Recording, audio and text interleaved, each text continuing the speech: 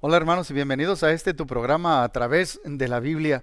Yo creo que estamos leyendo, no sé si estás de acuerdo conmigo, pero historias de la Biblia que nos atraen. Y yo no sé ustedes, si uno empieza a leer Primera de Samuel no puede dejar el libro, quiere seguir leyendo cómo se va desarrollando esta historia.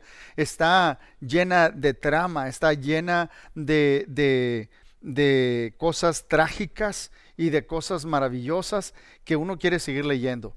Esta semana nos toca leer desde el capítulo 19 de Primera de Samuel hasta el segundo libro de Samuel, capítulo 6.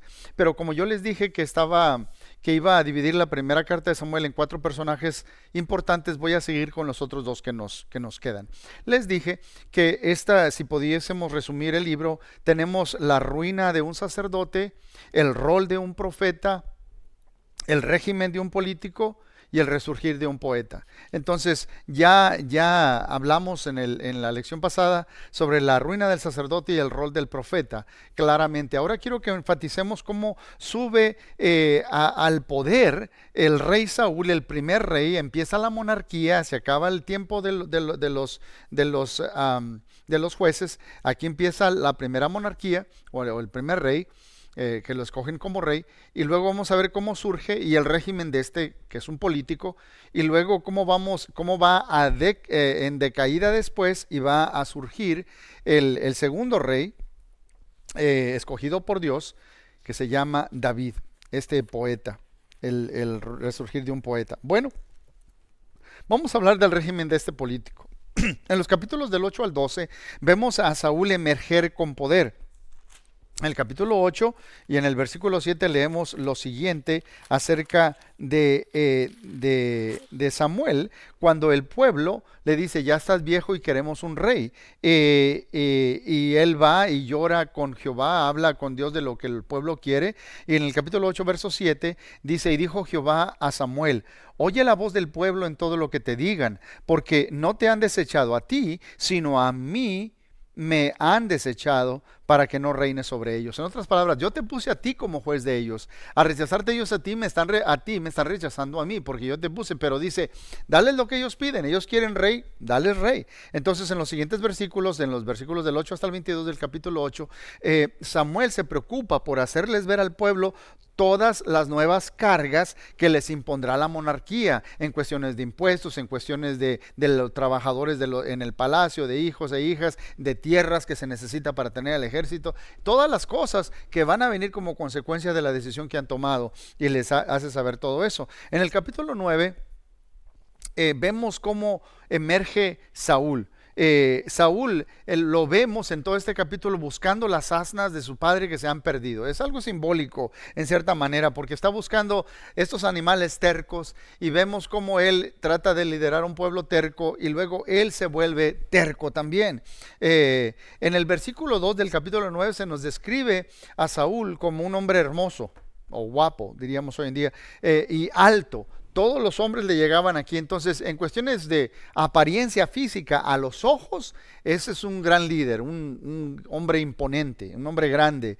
Y vemos en ese proceso que él tiene un problema, y luego, entre más se anda buscando ciudad en ciudad, dice, se va a preocupar mi padre, ¿qué hago?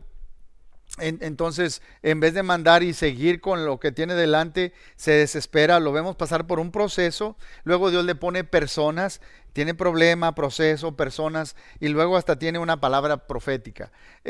Y lo vemos ya surgir en el capítulo 10, el verso 1, él es ungido como rey, y luego lo vemos en una coronación pública en la ciudad de Mizpa, en los versículos del 17 al 26. Y luego en el capítulo 11 empezamos a ver las primeras victorias que tiene el rey Saúl. Hay una victoria en Gilgal, una victoria sobre los amonitas. En el capítulo 12 vemos un discurso que hace Samuel. Y él dice, si yo le he hecho mal a alguien, hoy quiero hacer aquí delante del rey, ponerme a cuenta con ustedes y todo. No, no, no, Samuel, perdónanos, te reconocemos como como profeta, como juez, todo lo has hecho bien, etcétera. Sigue orando a Dios por nosotros. Y luego y luego en los versículos del 8 al 18, Samuel les dice, pues ustedes pecaron por escoger un rey, estando ahí el rey presente. Ustedes han pecado, ustedes se olvidaron de Dios. Entonces, en los versículos 20 al 25 les dice, si ustedes y el rey se someten a Dios, todo les va a ir bien, y los está exhortando a obedecer a Dios con todo el corazón. Bien, en los capítulos del 13 al 15, empieza Saúl a revelar su corazón, lo que hay dentro de él, lo que verdaderamente tiene en su corazón este hombre. En el capítulo 14, del 19 al 23, vemos el triunfo sobre los filisteos, pero después empieza a fallar. Y hay tres áreas o tres cosas donde vemos a Saúl fallar grandemente. Primero, número uno, Saúl usurpa el rol de un sacerdote. En el capítulo 13, versos del 8 al 14, lo vemos haciendo esto. En el capítulo 13, específicamente los versículos 13 y 14, entonces Samuel dijo a Saúl, locamente has hecho, no guardaste el mandamiento de Jehová tu Dios que él te había ordenado, pues ahora Jehová hubiera confirmado tu reino sobre Israel para siempre. Mas ahora tu reino no será duradero. Jehová se ha buscado un varón conforme a su corazón, el cual Jehová ha designado para que sea príncipe sobre su pueblo, por cuanto tú no has guardado lo que Jehová te mandó. Se debería quedar en ese lugar hasta que llegara el profeta, ofrecer un sacrificio para ir a la batalla. Y él dice, se está tardando mucho, yo lo voy a hacer.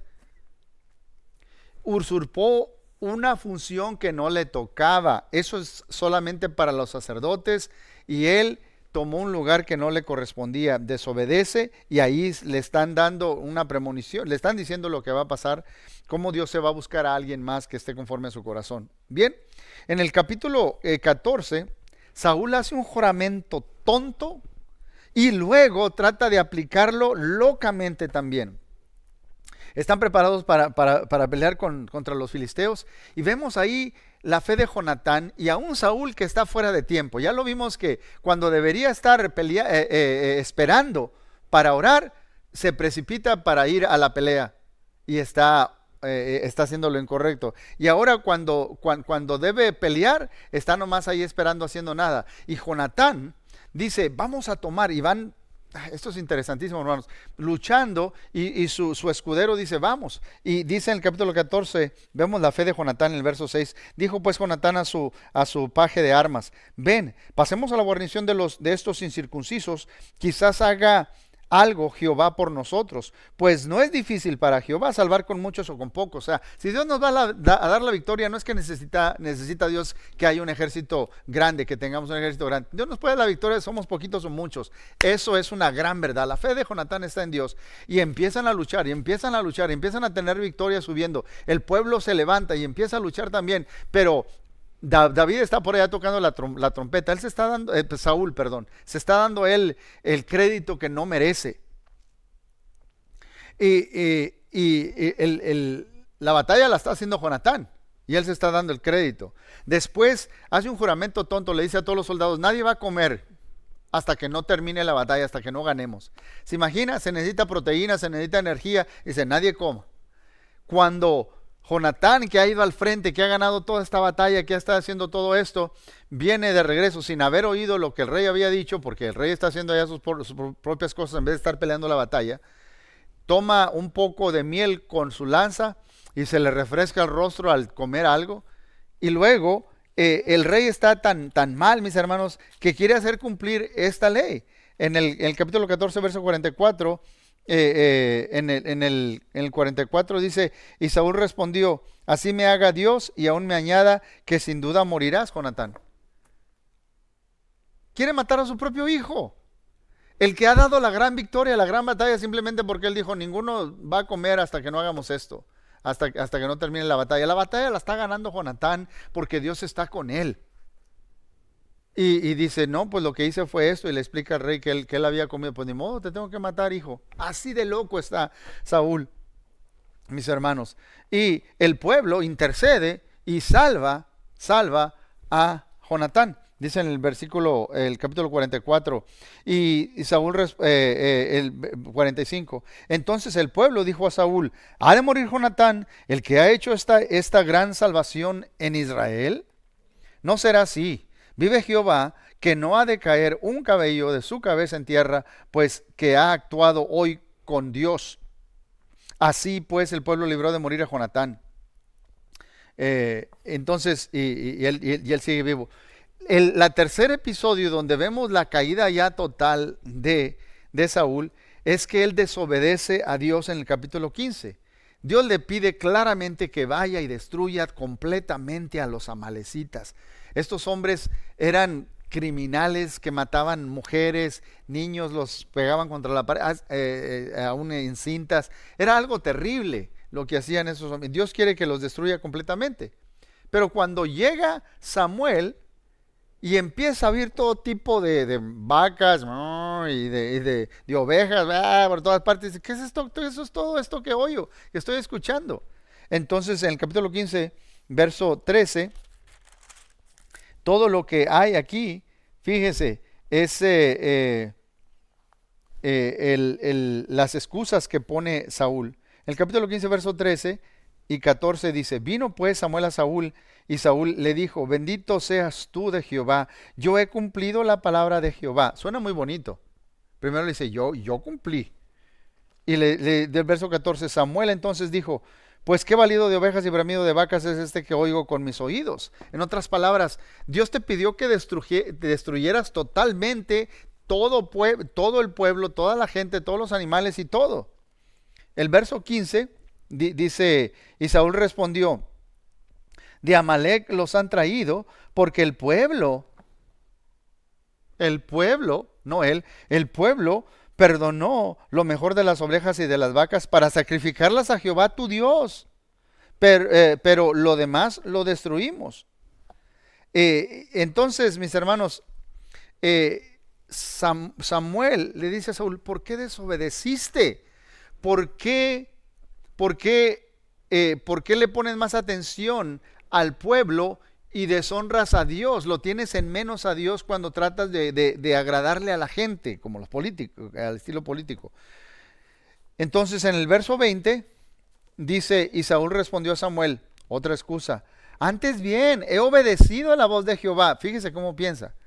Y fui a la misión que Jehová me envió y he traído a Agag, rey de Amalec, y he destruido a los amalecitas. Pues el pueblo tomó el botín de las ovejas y las vacas y las primicias del anatema para sacrificárselos a Jehová tu Dios en Gilgal. O sea, esto está aquí para sacrificárselo a Dios.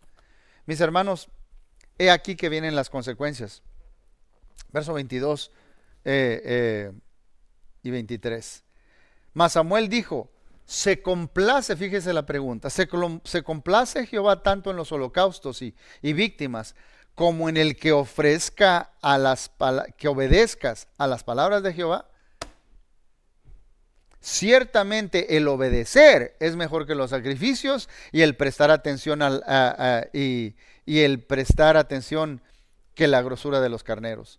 Porque como pecado de adivinación es la rebelión y como ídolos e idolatría la obstinación. Por cuanto tú desechaste la palabra de Jehová, Él también te ha desechado para que no seas rey. Ya se lo declaró claramente y lo vuelve a hacer otra vez. Por cuanto tú desobedeciste a Dios, ya Dios no quiere nada contigo.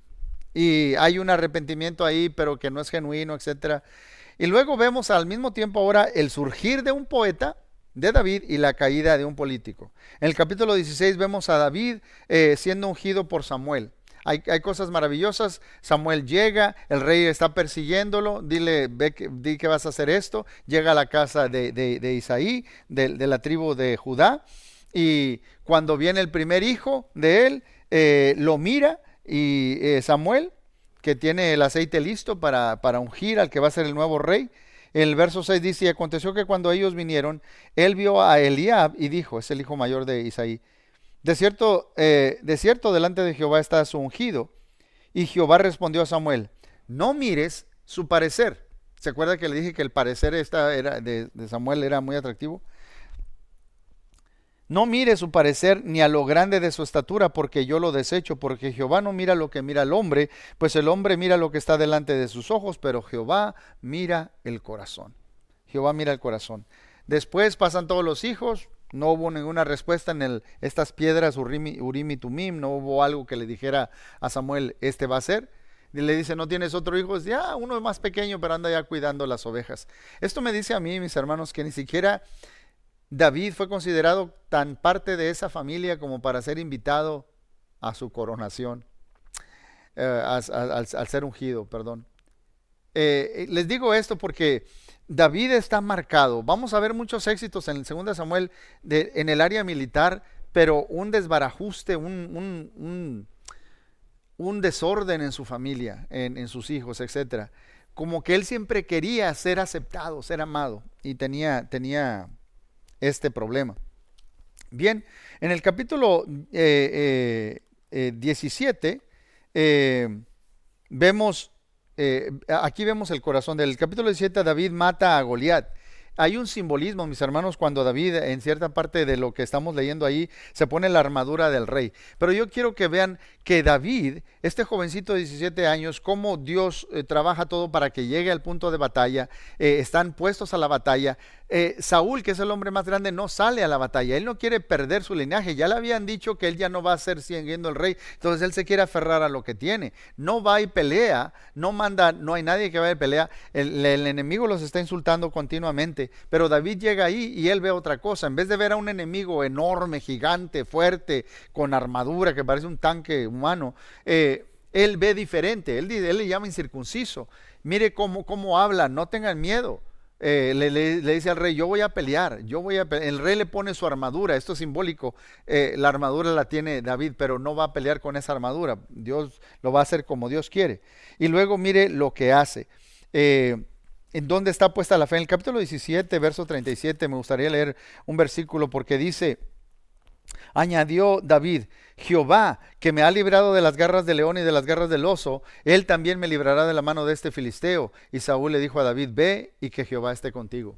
¿Sí? Jehová estaba con él. En el verso 45, cuando Goliat lo está insultando, dice David, entonces dijo David al filisteo, en el verso 45, tú vienes a mí con espada y lanza y jabalina, mas yo vengo a ti en el nombre de Jehová de los ejércitos, el Dios de los escuadrones de Israel, a quien tú has provocado.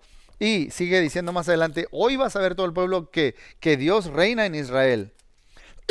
Y yo quiero que veamos 3 lecciones que podemos aprender de todo este capítulo, porque pudiera hablar muchísimo sobre eso. Pero uno, nos debe preocupar más el honor de Dios que el nuestro. Saúl está tratando de mantener lo que tiene, su posición, y David está preocupado por cómo este hombre incircunciso está insultando al ejército de Jehová. Número 2, la fidelidad de Dios en el pasado nos debe animar a seguir dando pasos de fe. Dios ha sido fiel con nosotros, el mismo Dios que ha estado conmigo va a estar conmigo hoy. Y número 3, cuando la batalla parece imposible, debemos recordar que la batalla es del Señor. Él es el que da la victoria. Mis hermanos, cuando David tiene en sus manos la cabeza de Goliat, todos los soldados que tenían miedo salieron a pelear. En el capítulo 18 vemos que cuando regresan a la ciudad, las mujeres salen con unos panderos y todo a cantar. Y hay un canto, mis hermanos, que cantan estas mujeres, que cuando lo escucha David, lo pica un veneno llamado celos. Y lo va a destruir completamente con el tiempo. Y cantaban las mujeres, dice el verso 7, y que danzaban y decían, Saúl hirió a sus 1000 y David a sus 10,000. Dice el verso 8 y 9, y se enojó Saúl en gran manera, y le desagradó este dicho, y dijo, a David dieron 10,000 y a mí 1000, solo no le falta más que el reino. Y desde aquel día Saúl no miró con buenos ojos a David, aunque le había dado a su hija, etcétera. Lo miró con malos ojos. Pero mire el capítulo 18, mire el verso 14. Y David se conducía prudentemente en todos sus asuntos, y Jehová estaba con él. Y Jehová estaba con él. Saúl intenta matar a David, mis hermanos, varias veces. Lo intenta matar, incluso intenta matar a su propio hijo Jonatán, en el capítulo 20, versos 32 a 33. Destruye en su celo por andar buscando a David. En vez de estar peleando batalla contra todos esos pueblos enemigos, anda tratando de matar a aquel hombre que le va a quitar el reino, y del cual tiene celo, el cual va creciendo en popularidad. Y él está obsesionado con matar a David y lo va siguiendo. Fue durante este tiempo, mis hermanos, que se escribieron muchos de los salmos que David escribió. Incluso destruye todo un pueblo, el pueblo de Nob, donde vivían sacerdotes. Y este general Doeg, que cada vez que lo pienso, estaba viendo un documental sobre Nanking, una ciudad que los japoneses mataron y violaron y hicieron terribles cosas al pueblo chino. Mis hermanos, Doeg mata a todos los sacerdotes que habían ayudado a David cuando pasó por ahí. Y más adelante vemos que David corta el borde del manto de Saúl. En el capítulo 24, verso 6, tuvo la oportunidad de matarlo y no lo hizo. Dice en el verso 6, y dijo a sus hombres, David dice, Jehová me guarde de hacer tal cosa contra mi Señor, el ungido de Jehová, que yo extienda mi mano contra él, porque es el ungido de Jehová. Si Jehová lo puso ahí, él va a saber cuándo lo saca o lo quita de allí. En el verso 9, yo quiero que vean cuando mira lo que te corté, pude haber matado, pero no lo hice. Y dijo David a Saúl, ¿por qué oyes las palabras de los que te dicen, mira que David procura tu mal? ¿Por qué les crees a otra gente? En este clamor podemos ver que David quería ser aceptado. Quizás no era aceptado, bien visto por su papá y sus hermanos, que lo veían con desdén. Y ahora quiere la aprobación de un padre, recuerden, eso es su suegro también, y no es aceptado. Este hombre, David, estaba quebrantado, y eso lo vamos a ver en 2 Samuel. Bien, en el capítulo 25 tenemos la historia de David y Abigail y el tonto de Nabal. En el capítulo 26, David perdona la vida de Saúl otra vez, le dice a los generales, mira, aquí tengo el agua y la lanza de él, ¿y dónde están ustedes? En el 27, David se va y ahora vive entre los filisteos, se hace pasar por loco y luego empieza a pelear batallas y les empieza a ayudar, etcétera. Saúl está tan mal que incluso va a consultar con una bruja. La palabra de Dios prohibía esto totalmente y él anda haciendo cosas que no debe. Y en los capítulos 28 al 31 tenemos la última batalla y la muerte de Saúl y Jonatán. Vaya, de todos sus hijos. Saúl muere cuando es traspasado por una flecha, todavía está vivo, mis hermanos, pero él básicamente se traspasa, su escudero no quiere hacerlo, él se traspasa con una espada, se suicida a sí mismo, mis hermanos. Quiero recordarte mucho, el capítulo 2 Samuel va a empezar con David endechando a Saúl y a Jonatán. Pero quiero que entendamos que muchos de los salmos fueron escritos durante este tiempo y espero que al leer los salmos vayas a recordar todas estas historias que estás leyendo. Y te animo, por favor, sigue leyendo. Dios tiene algo para ti.